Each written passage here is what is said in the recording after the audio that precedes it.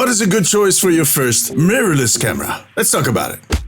If you're doing talking head content like game news, tech reviews, or you like to kind of, unpack packs of Pokemon cards, you might be looking into getting yourself a mirrorless camera. Like this guy, my Sony ZV-E10. However, this is quite a pricey camera. Those are not the cameras you want to start out with. To be fair, most creators don't even need any of these cameras. I got them for myself for very specific reasons that only apply to me, my content, and my workflow. There's actually quite a few cameras out there that are not as expensive but that make great starter mirrorless cameras. Canon has the R50, which actually was one of my first mirrorless cameras. Well, it was the M50, the predecessor to that camera line. I was really happy with this one. And there's the Fujifilm XS20 that I've heard a lot of good things about. I haven't tried it myself though, so.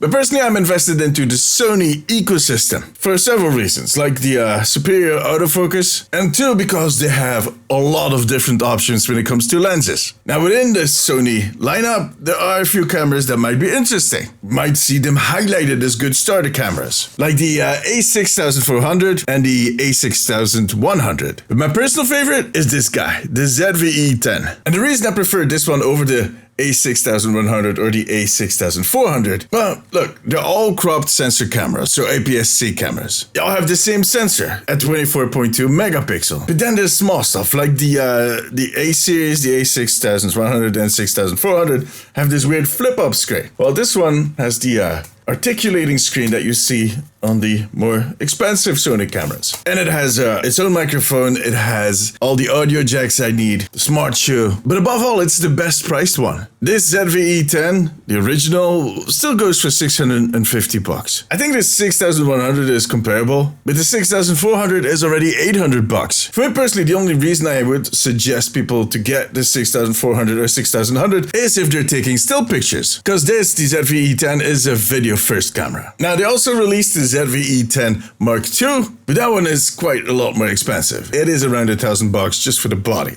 Now, for that extra price, of course, you get some extra features. There's a bigger sensor, 26 megapixels, which is the same sensor that is in the FX30 that I'm filming on right now. There's 10-bit color, and it actually can handle 4K at 60 frames per second. This one cannot. On top of that, there's small stuff like it's better weatherproofed, and there possibly are other features that make it worth those extra 400 bucks. But on the other hand, it also kind of enhances some of the issues that I've seen with this camera, like overheating. This one can overheat after a while in certain circumstances. But with the Mark II, if you're filming at 4K 60 frames per second, you're going to hit that wall at some point. And that is because they stack more hardware in the same type of body. That is always a bad sign. Look, if you can live with the 1080p, this one is going to do fine. Because the money that you're going to save by buying this one, that extra 350 bucks, you can put that into a lens. And with these cameras, good lenses make a huge difference. By the way, I also want to mention that none of the cameras I just listed have in-body stabilization. So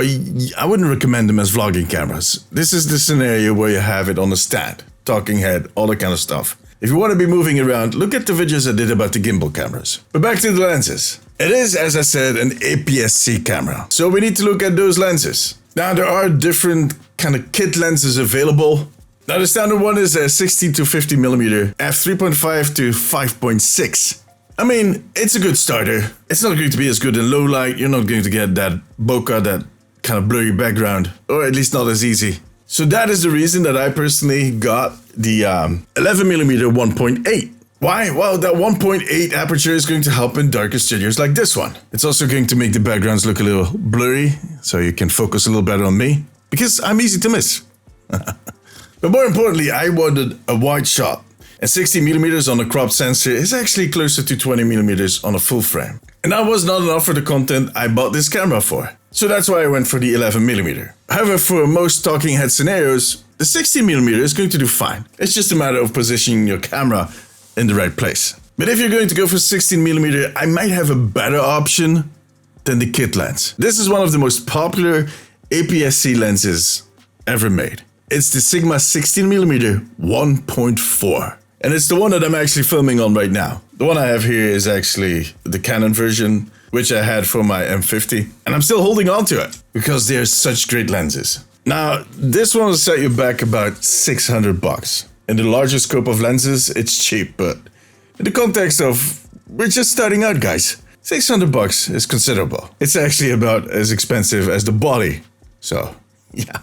But trust me, it's worth every single penny. I would suggest if you get the ZV-E10 and you've used the kit lens for, I don't know, a few months, a few years, and you want to get an upgrade, that this is the first thing you buy. And once you get that one and the camera, I think you're going to be set for years, maybe the rest of your career. I mean, like I said, not everybody needs the FX30 or the ZV-E1. It all depends on the content that you're making. And the best thing is you can even use this camera to stream with. But it's not going to be in 4K, because this thing is going to get really hot. And your stream is going to be over within 20 minutes. And if you should one day decide to bump your gear up to an FX30, maybe an FX3, well, you're just like me, going to hold on to this guy, because it has come in very handy occasionally. And as you can tell, that lens just moved along to the other camera. But the FX30, and especially the FX3, which is the full frame version of that camera, and those are super expensive. We're talking $5,000 just for the body. They're not really the topic of this channel. We only go for the budget-friendly deals here. Talking about budget-friendly, I have some grocery shopping to do. I'm not wearing a watch. Bye.